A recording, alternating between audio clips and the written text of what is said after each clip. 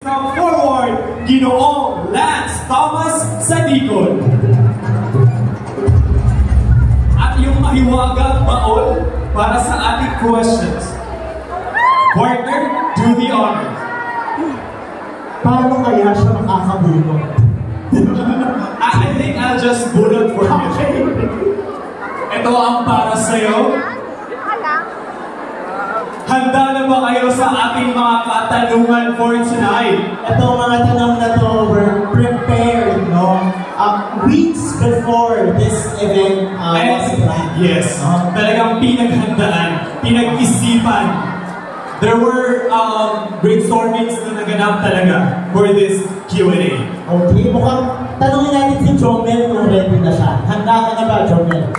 Yes, ready na po. Ready na siya. Ito ang iyong tanong. Ano ang tawag sa niloko ka na, pinalikan mo ba? Maraming gabi, pinakapos, maraming salamat sa iyong pagkakas. Ang tawag sa niloko ka na, pinalikan mo ba? Ay... Katangahan niyo. Kasi niloko ka na pinalikan mo ba? Pwede niya pang ulitin yun, at kung ulitin lang niyo yun, ang panloloko na yun sa'yo at babalikan mo pa. Sana sa mga niloko dyan, ang mga eksila, huwag nyo nang babalikan. At ang maraming salamat. Thank you so much, candidate number 1. Huwag na daw balikan. Talagang yung mga ex, huwag na pong babalikan. Pag niloko, huwag nang babalikan. Kasi nga di ba may kasabihan, once a cheater, always a cheater. Yes. And let's call on our next candidate. Ginoong Chester Guzman from Team A. Alright? Kaya mo mabubunod.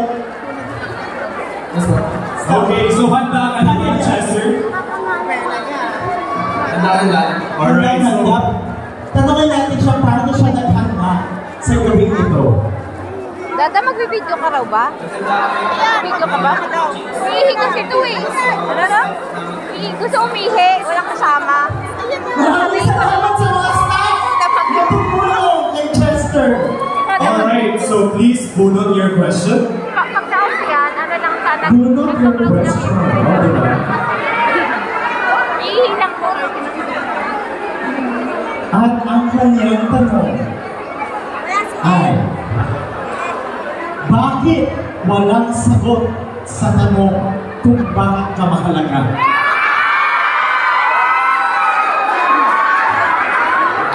Magandang gabi sa lahat at maraming salamat sa napagaling. Bakit walang sagot kung bakit ka mahalaga?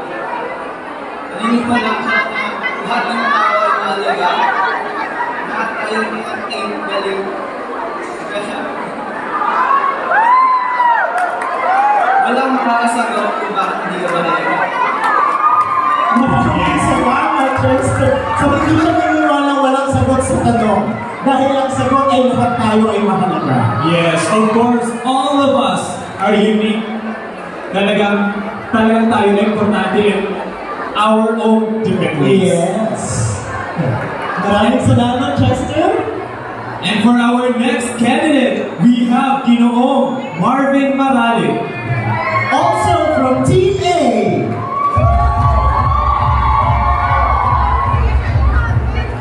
Alright, so for this, Ginoong Marvin, kumusta ka naman? Today,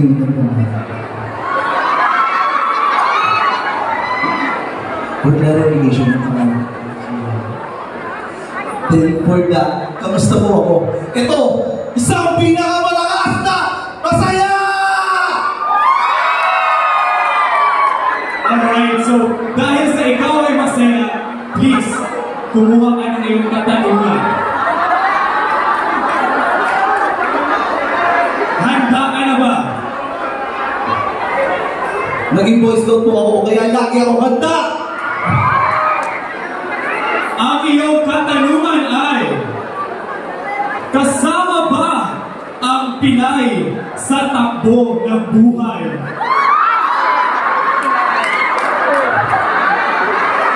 Maaari mo ba bigyan mo ng kaunting katahimikan?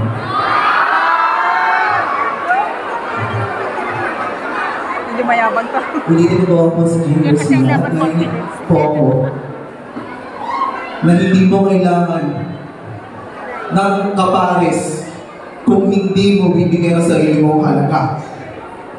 Dahil ang kapares, magkakaroon ka lamang nito kung ibibigay mo ang kahalagahan mo.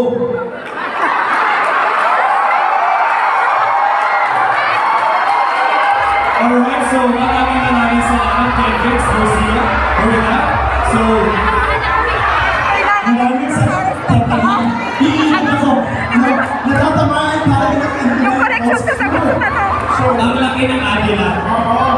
So, our next candidate is Ginoong Nico Nunez.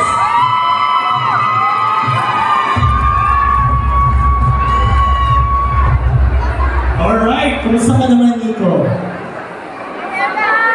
okay pa sa alright. Yun na yung tanong mo. Makakaalis ka na. Maraming salamat. Okay, so for your question, kindly choose one.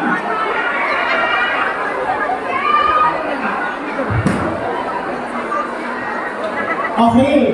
Ito very intellectual question ko. So, yung challenge ko sa audience, sagutin nyo rin sa mga utak nyo. No?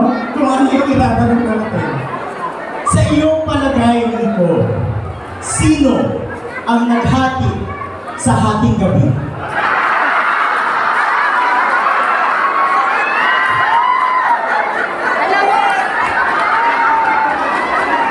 Bakit lalaki? Magandang gabi. Uwing ka, Ben. Yan ay ang magandang gabi. Sa tanong na sino ang naghati ng ating gabi? Ang ating gabi ngayon ay hindi makahati kapag tayo ay nandito lahat. Tayo ay nandito sa isang gathering kung saan tayo lahat ay sama-sama. Dahil sa PNB, every step together. Kaya hindi makahati ang ating gabi. Salamat. Alright, maraming salamat. Ginoong Nico.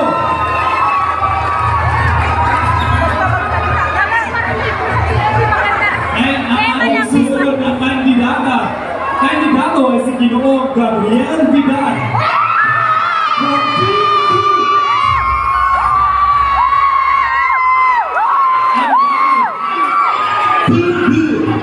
Ang dami ng supporters. Ano ba ang gusto mong sabihin sa iyong mga supporters? MTV 25, pakinggan! Very good, very good! Ang dami ng supporters ng MTV So for this, bumunod yan ang iyong katanungan. Okay. God from Team B. Nasaan ang mga Team B?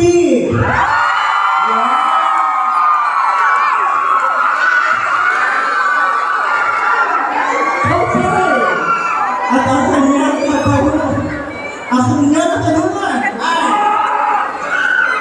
pwede bang mamulat sa katotohanan ang mga bulag?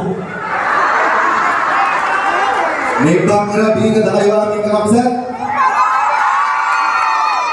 Pwede kumulat ang bulag sa katotohanan dahil sila ay parehas ng din natin at parehas na likha ng Diyos.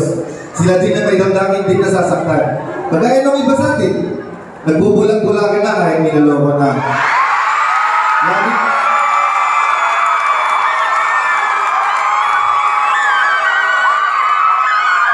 Lagi natin tandaan na tayo ay pare-parehas lang.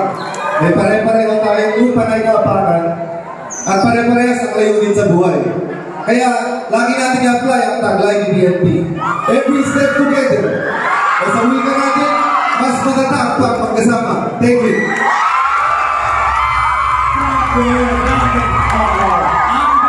Narinig niya yung mga bulag sa every step together. Okay. Pati yung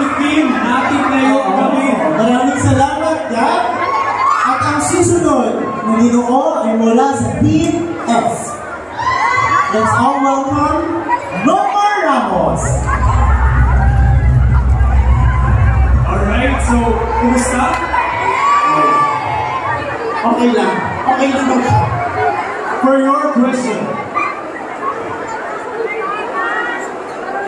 sana ikaw ay handa sa iyong katanungan?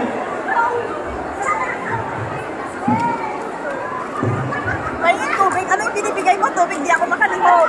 Ito ang iyong katanungan. Konting katahimikan lamang po.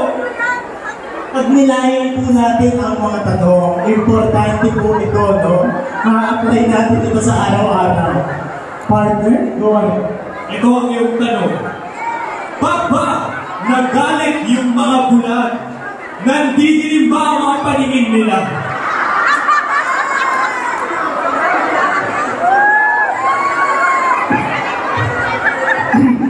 Salamat sa kaloohang katanungan. Pag ba nagagalit ang bulag, nagdidilim ba ang kanilang paningin? Hindi na. Madilim na nga eh!